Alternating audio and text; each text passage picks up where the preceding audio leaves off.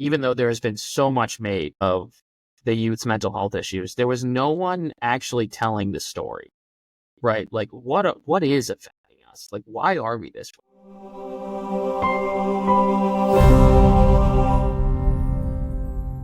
Hello, beautiful souls, and welcome back to another enlightening episode of Mirror Talk Soulful Conversations. I'm Tobi, and as always, it's my joy to share this space with you all. Today, we will dive deep into overcoming unique mental threats in this modern age. Our guest is a sales and marketing professional who overcame personal struggles with anxiety, depression, and a near-death experience. He's the author of the book titled The Real Confident You. Welcome to the show, Pat. How are you doing? It's an absolute honor to be here. First of all, I'm doing lovely. It is the holiday season as we record this right now, so nothing but holly jolly feelings in the heart, and it's a great day. Oh yeah, that's awesome. I mean, thanks so much for bringing up that topic, because I was going to ask you, like, off topic, like, how do you celebrate? This is, like you said already, this is like we're recording right now during the Christmas season. And for us in Germany here, we have a lot of Christmas markets, and I enjoy just going to the Christmas market and eating wonderful things. How do you celebrate this kind of period? Like, what do you do to enjoy the Christmas season? Well, there's a couple of things. First of all, as an American, as you know, we over-commercialize everything, so it involves significant amounts of spending money and buying gifts. My family's significantly better about that than most, which is great. So, but the biggest thing is really carving out time to spend with your family. You know, it's one of these times a year where we get to rest and reflect on the year and get to be with people we love, or, you know, members of our family maybe we don't like so much, but we do love. And the trouble of all that is just as fun and exciting as the warm hugs and everything else. I do practice in faith of Christianity, so this is a good time of year for me, just in my religious practice as well. You know, a good time to reflect on the blessings that at least I believe have come in my life. And so it's a beautiful time of year. And I am a Christmas music fiend, and so like even in the gym in the morning this week, it's been all Christmas music all the time, all Burl Ives and Bing Crosby and all sorts of stuff. Oh, that's so beautiful. I'm also a Christian, and I take this time also of the year to reflect back and also thank God for, all the blessings. And one thing I love to do once I have time in the evening is to watch Christmas movies. Maybe not every evening, but maybe weekends, watch all these Hallmark movies, all the new, Christmas movies on Netflix or on Disney Plus or wherever, they are streaming right now. I just watch one. What's your Mount Rushmore? What are your top 4 Christmas movies? I mean, there's this recent one that came out of this. I can describe it, but I can't tell the title. The guy that was made of ice, and then, it became a real man, and he fell in love with a lady. Jack Frost, I think is. I think so. Yeah. With Michael Keaton. Yeah, great. Yeah, that's a great one. Yeah, that's been like on my. Because it's very nice. It has been like on my top. And watching Home Alone sometimes for me, it's like. Of course. Yeah, it's like a classic, and I just love it. I can watch it over and over every Christmas. Have you ever seen the videos of them describing like what would actually happen to people if the tricks that Kevin McAllister is pulling on these people would have actually, like the bowling ball coming down, like they would have died like 13 times trying to break into this house with the stuff this kid was doing to them. But it's a movie, so it's fun, and like they just fall on their butt. They go on good. Yeah. I've not gone so deep into that, but yeah, I've seen like, different videos on it, analyzing the whole, tricks that he played and all of that. And I even go down the rabbit hole of watching a lot of comedy kits about the same movies and, what people playing around the old tricks. And yeah, it's a fun time. Good stuff, man. Good stuff. Yeah, it's a wonderful time of year. And yeah, I encourage everybody, just call someone you haven't talked to all year or in years. It's a good time. And people need to feel the love this time of year, right? Because they feel like so much is happening around them and maybe it's not happening for them. So make sure to spread some joy to others as well. Yeah, that's a wonderful thing. Yeah, that's very important. Spread that joy, spread the love. Yeah, thanks so much for sharing that. So I would like to go back to you and focus on you. I'm so grateful that you're, on this episode of this podcast. And one thing that, drew my attention to basically was your story. And I got to find out that in 2020, you wrote an article about your suicide attempts, and I was like, oh, it would be nice if Pat could come on the show and maybe share this story with us, and maybe we could learn from it also. Would that be something you could do, like share this story? Absolutely, yeah. So without getting into too much detail, I was a kid who really struggled with anxiety and depression, and it comes from a lot of the places that I think a lot of our youth are struggling. despite my bald head, I'm 27 years old, right? So I'm very much have a mirrored image of what most people in their 20s have gone through at this point. Social media really took over and adapted. When I was in high school, and those pressures on top of someone who already had anxiety and depression really took hold of me, right? And I was experiencing a lot of kind of dual personality disorder where I felt like I was being a fake person at school, or I had to live up to some social media version of myself that I just couldn't deal with anymore. So I had an injury of wrestling. I was a pretty competitive wrestler in high school, and they put me on pain medication, which if anybody knows anything about opioid pain medication, it really absolutely dives you down deeper in depression if you already have it. And I ended up attempting to take my own life when I was 16 years old. And it really was a wake up call for me that, okay, these challenges that you're having are really like existential to your life, right? When you come out of that kind of mental state, you need to do something about it. So I spent the next half decade of my life really working on myself and finding answers to questions that I needed answered, and understanding why I was the way I was and why I was feeling the way I was. And over the course of that half decade, I'd really turned my life around. I had taken a job at a Forbes top 5 hardest interviews to get out of college.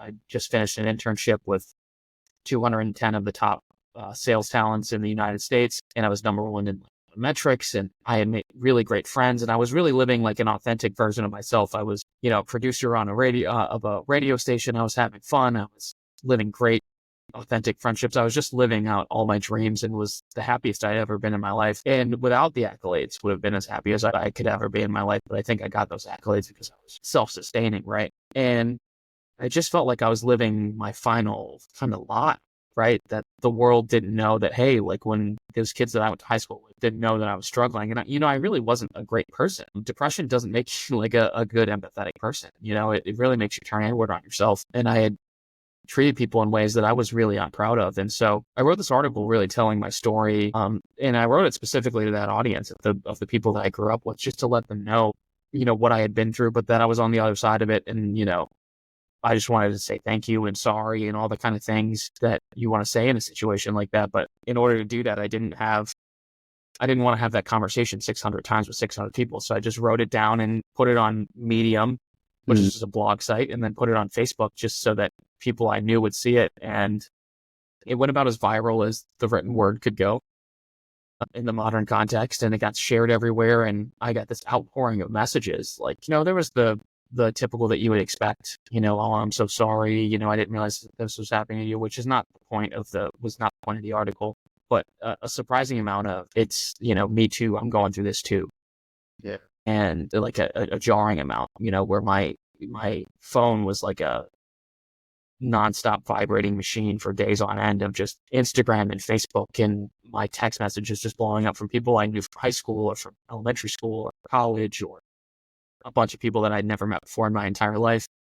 And there was one message among those people that I realized I had left out of the article, which is, how did you get better?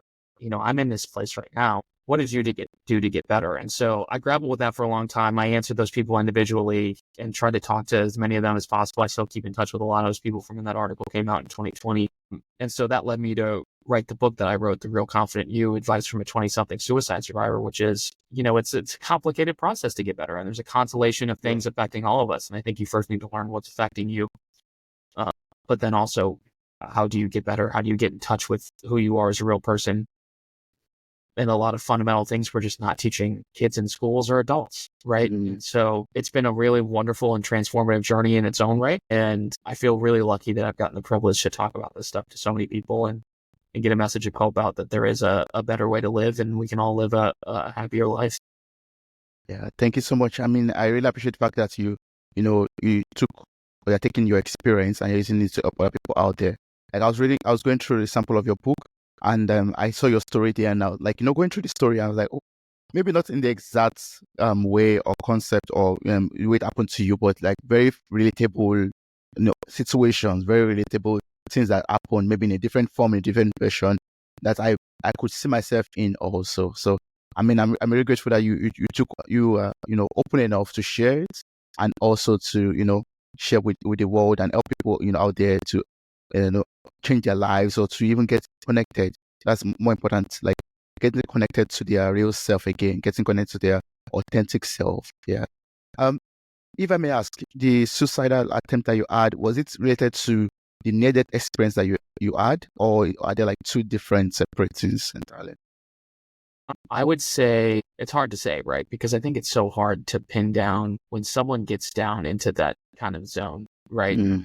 How detached from yourself you really are. But I think certainly, well, the best answer I can give you is a constant, like a multitude of factors. But it certainly was my real self reflecting on the fake self that I was living. Right. Oh yeah. Okay.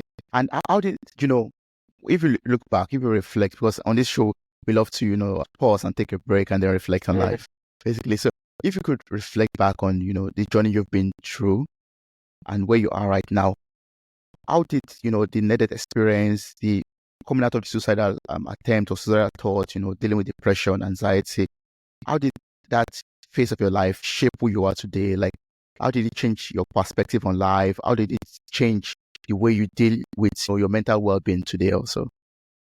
Yeah, I think a lot of things. I think first of all, it gave me a sense of empathy that I feel really lucky for. I outwardly presented like a golden child, right? I was doing great in school. I was an athlete. I was one of the popular kids, all that stuff the high school kid dreams of, right? Like I was living that life. I was cool.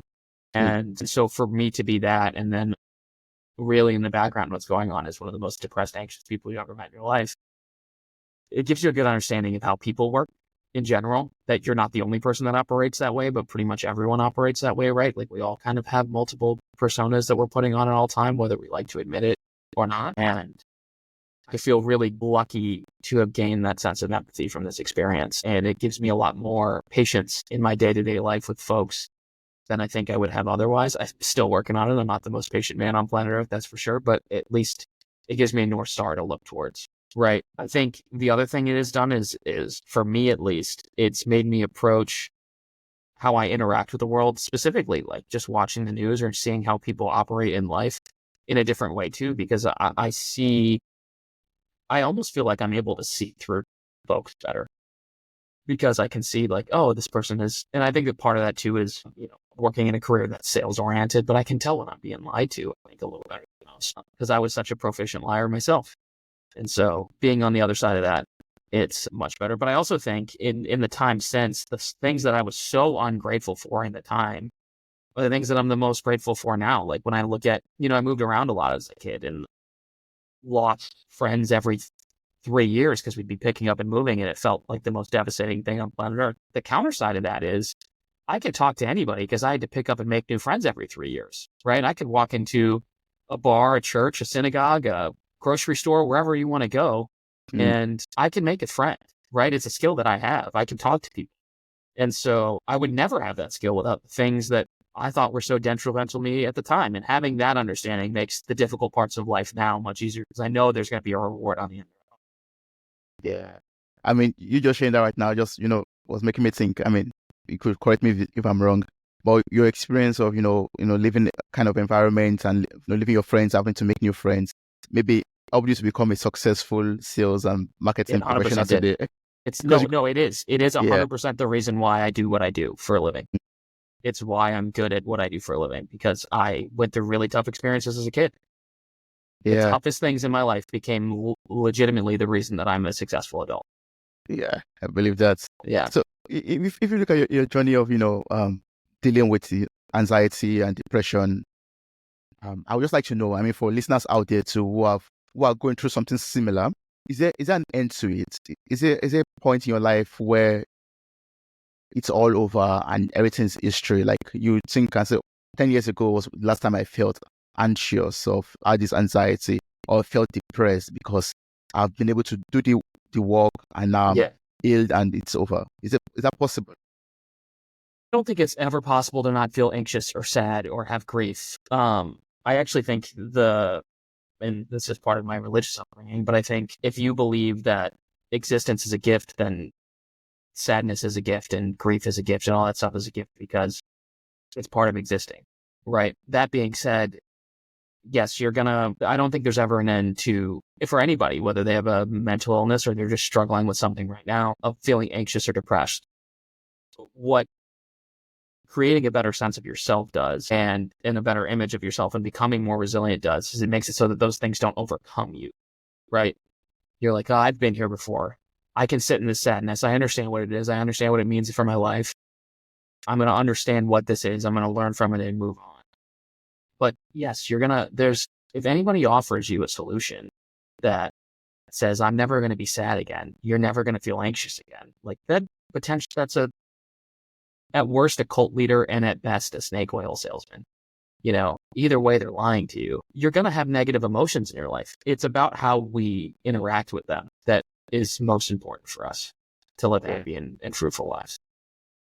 I believe that too. I mean, that's also relieving, because sometimes maybe down the line of one's healing journey, and you start feeling maybe anxious again, or the anxiety starts to creep in, you'll be thinking, I mean, a lot of people think, I'm failing.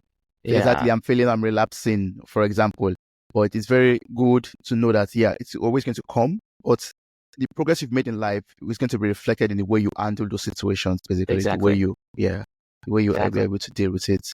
Yeah. So I'd just like to know, there are some people who claim that they've never experienced anxiety or depression.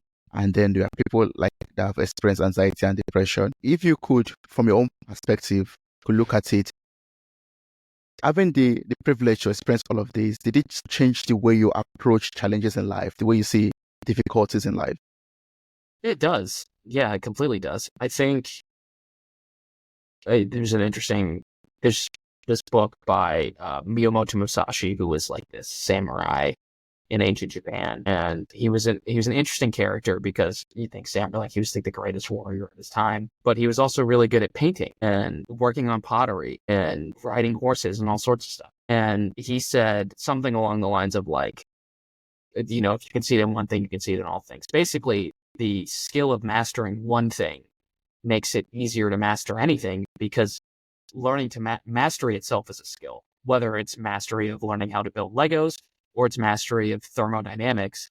Either way, you have to learn the skill of how do I, Tobi, how do I, Pat, learn how to master something? What parts of me do I need to understand to get the best version of myself to master something? And so coming on the other, anytime you pull yourself out of something, you're inherently going to come away with it with a bunch of lessons about yourself that are going to help you in whatever you do, right?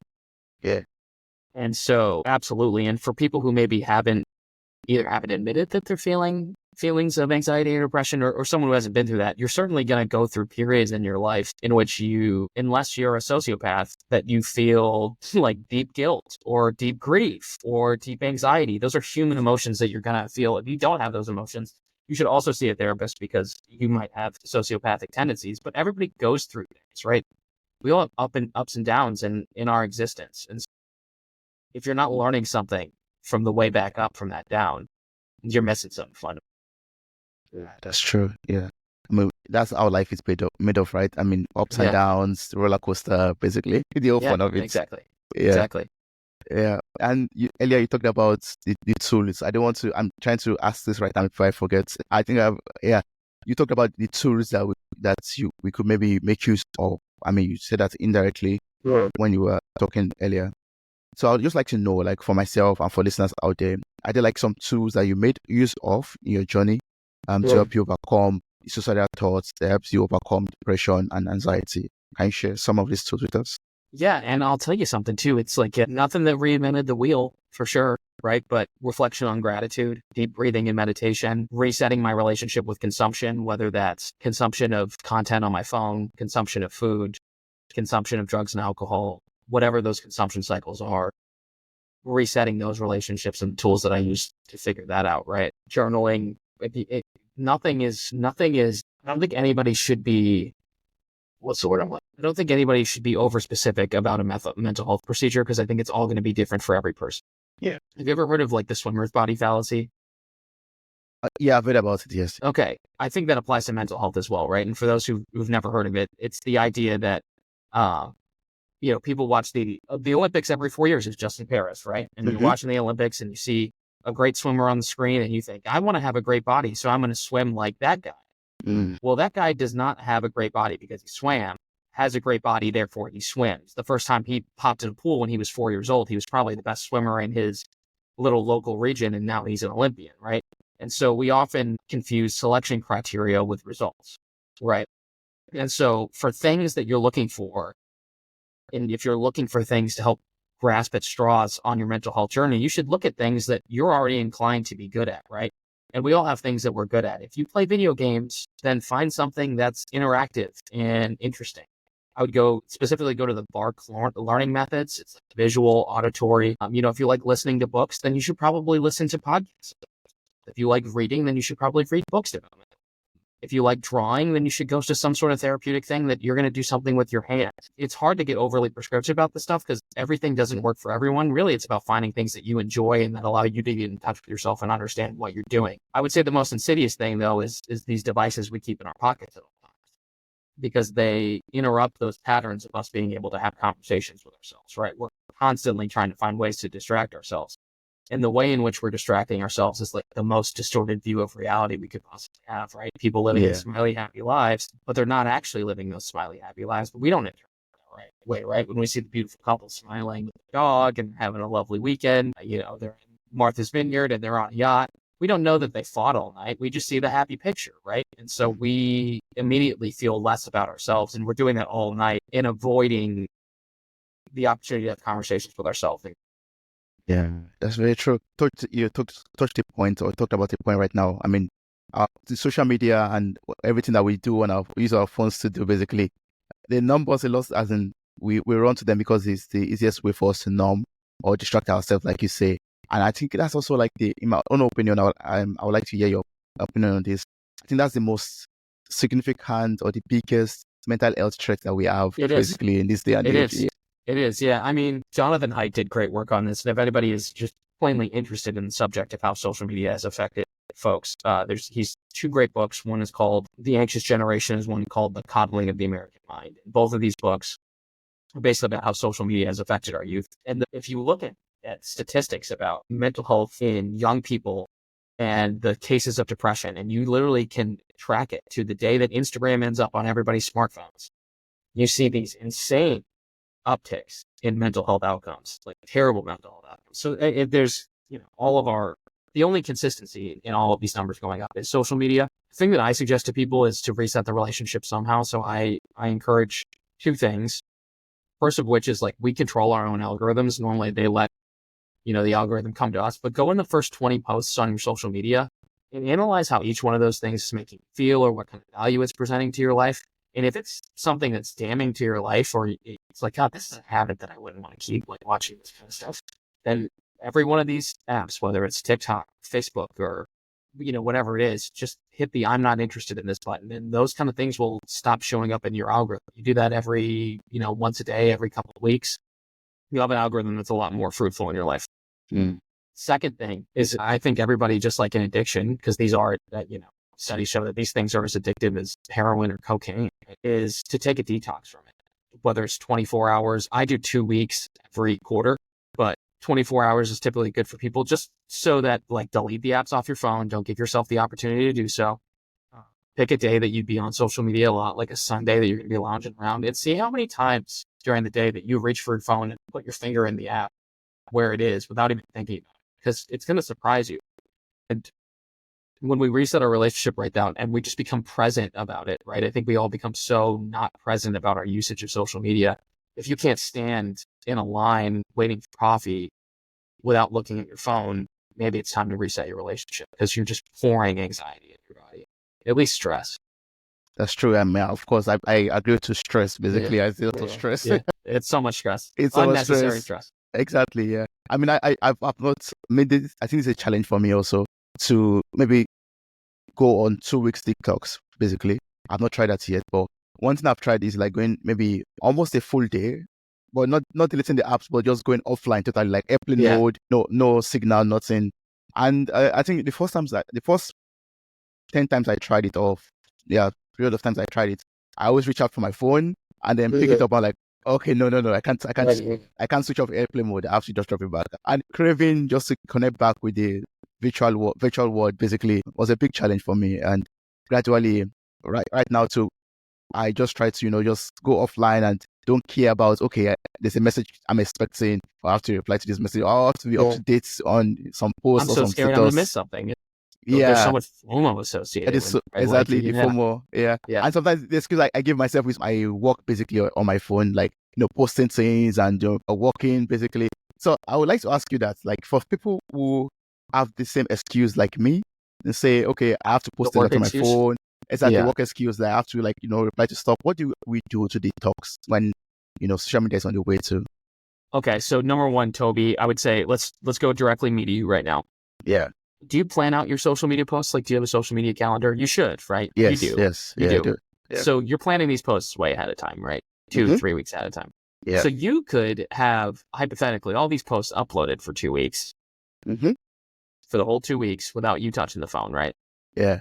Then I'll come to you and tell you, okay, my excuse is sometimes I don't have the time to sit down and post for the whole 2 weeks in advance. So I try to do it. Yeah. But don't make excuses for yourself, all that stuff. But I would say the other thing is too, like, if you need it necessary for work,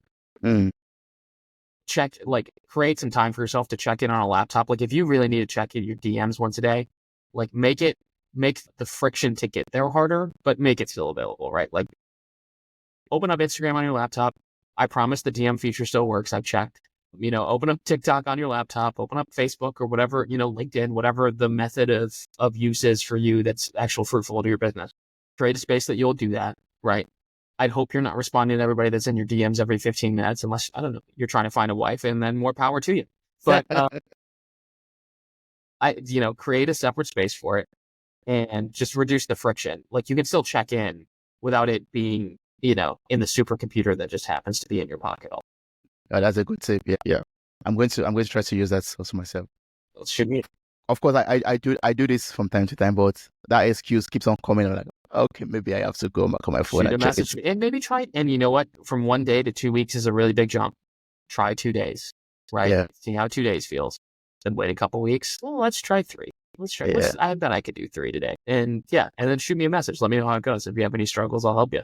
Awesome, I'll do that. Maybe this Christmas period will be the best time to do that. Christmas would be the perfect time to do that. And I mean, if you're really worried about your DMs or whatever's going on your social media on Christmas, I get that the captive audience is probably looking at their phone quite a bit. So I get that might be difficult.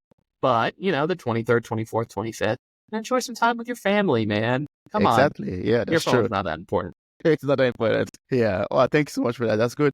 I mean, I'm so surprised or so happy to hear that from you because, you're a sales and marketing professional. And I believe, correct me also if I'm wrong, the best way to reach people is basically through their phones, basically. Yeah, and 100%. And now I'm going to switch off my phones and you'll be able to reach me. Yeah.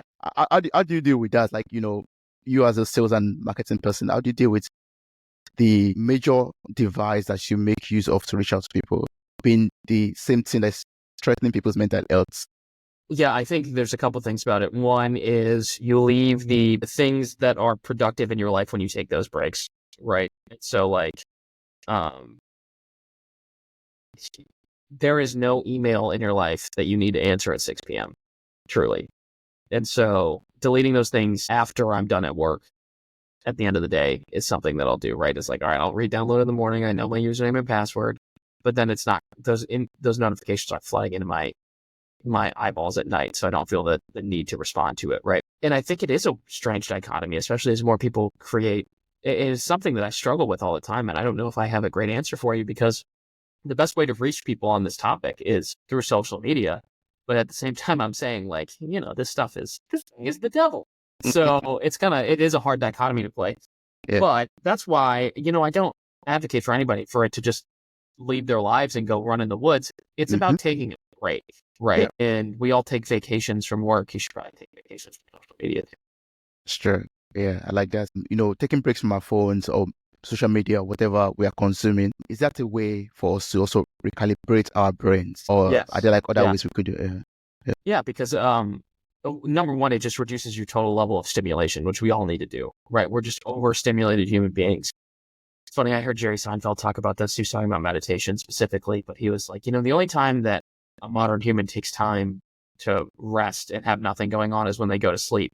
He's like, but then look at your bed. Does that look restful when you wake up? Does that look like you had deep rest? For me, it doesn't, right? There's blankets everywhere. There's the pillow. I don't know where it ended up, right? And so taking moments in our lives to like remove the stimulation actually gives you, first of all, it does a couple of things. One, it increases your attention span, right? We all have really decreased attention spans from just scrolling all day. So it increases your attention span. It makes gratification a lot easier, right? So things that don't gratify you will provide you gratification because you're not just getting a slow drip of dopamine in your brain all day from social media. So going to the gym will be more interesting. Going out on dates, hanging out with your wife or your husband or your dog or your kids or whatever it is, you'll find more enjoyment out of all those things because we're not just getting this IV drip of like almost good enough, but not good enough dopamine in our brain all day. Oh, yeah. I mean, we actually need that, right? Because from my own understanding too, we overwork the brain basically almost 24 hours completely. a day, and and taking those breaks Looking at helps us. a slot machine of, what's the next interesting thing, Yeah. Especially now with TikTok, you just keep on scrolling and it's endless. Keep scrolling. What's another thing I found too is all the apps now have adopted that feature. I was on LinkedIn like 2 weeks ago and a video popped up and it was actually like something pertaining to work. But then immediately my thumb just did the swipe thing and another video came up and I was like, why did I was like, that was a natural reaction for my body. I didn't choose to do that. Like that was my subconscious doing that. I was like, ooh, time for another break, buddy. Like maybe time to chill out. Yeah. It's crazy. I miss those days where when you're scrolling up through your feed, it gets to the point where it says you've gotten to the end of You've gotten to the end. You've gotten to the end. Yeah. But nowadays it's endless, basically. There is no end. There is no end. Yeah, Twitter, now X, right? People don't even look at the people they're following anymore. They just go to the For You page and it's just an endless feed of algorithm nonsense. Yeah, I have a buddy who loves Twitter, now X, so much. I think he's going to change it back. So I refuse to get rid of the name Twitter. I'm going to keep it alive. But he will preload when he goes on a flight and is about to be on airplane mode. He will scroll as much as possible before he gets on the plane. So he has a preloaded Twitter feed to go through. Oh, yeah. So when the internet turns off, and this is not a suggestion for anyone listening to this, this is psychotic behavior, but so he has hours of Twitter to scroll through while he's on the plane. That's insanity. Like, that's crazy. It's crazy. But again, there's endless amounts of content that you could engage in if you wanted to. I mean, you mentioned that I was just putting some ideas in my head, but you said it's psychotic, so I won't do it. Maybe I'll not do it. Yeah. Listen. Planes are tough. Do what you want. I think planes are a free zone. I think anything committed in the air is not real. So you're good. Do what you want with your life. Thanks for that. Totally. So I'd like us to switch to your book a little bit. And talk about the real confident you. Can you share about the book a little bit for listeners out there? And tell us the motivation. I mean, I already know the inspiration behind the book. I know why you wrote it, but for people out there who have not gotten the message, what's the message you want them to get from reading the book? And what was the inspiration behind it, actually? Also. Yeah, I would say going back to that article, right? There was just so many people looking for how do I get better? And what I had realized is in my own journey is that even though there has been so much made of the youth's mental health issues, there was no one actually telling the story.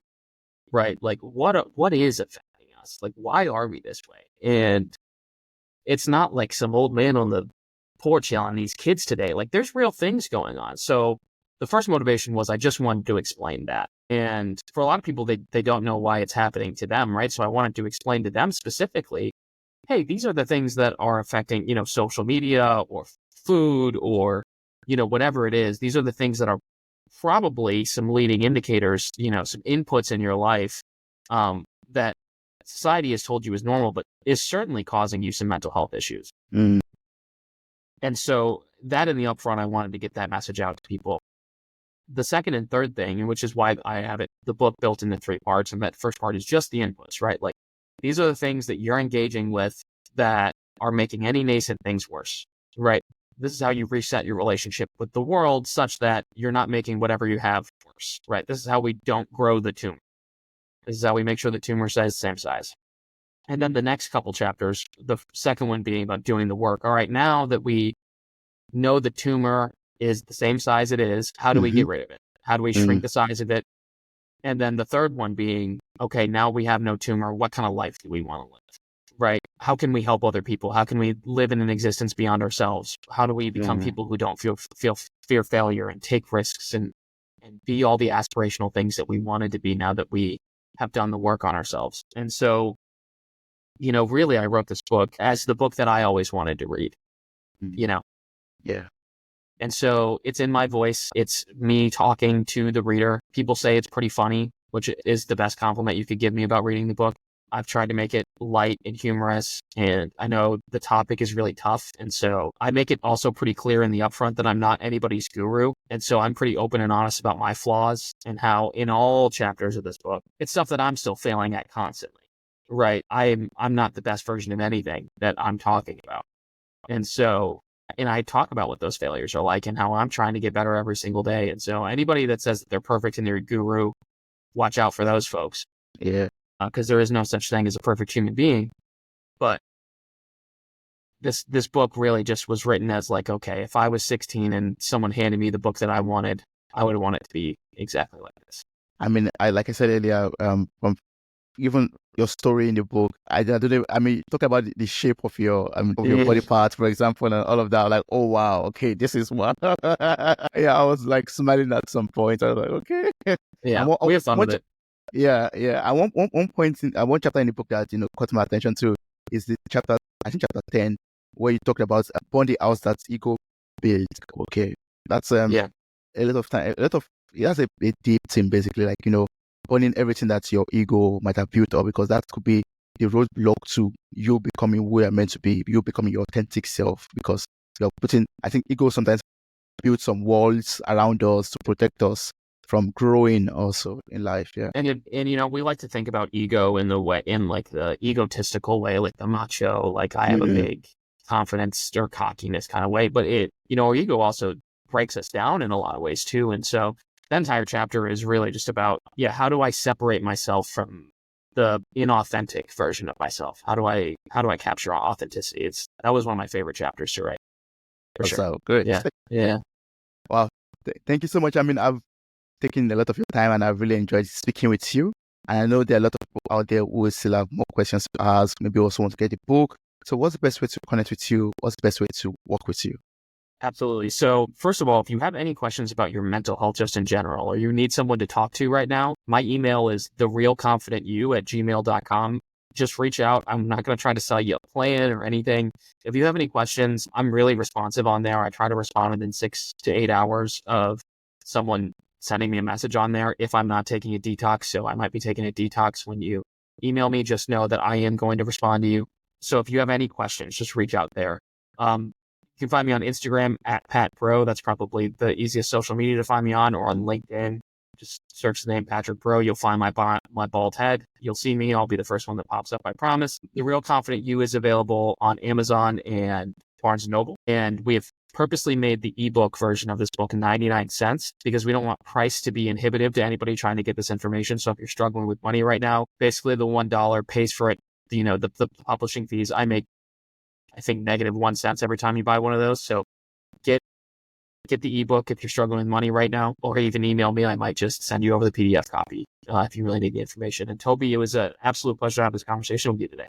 Thank you so much, Pat. I really enjoyed speaking with you and, learning so much about mental health from you, and you sharing your story too. And your book also with the world is a big blessing. Thank you so much. I appreciate it. Thank you, brother. I much appreciate you.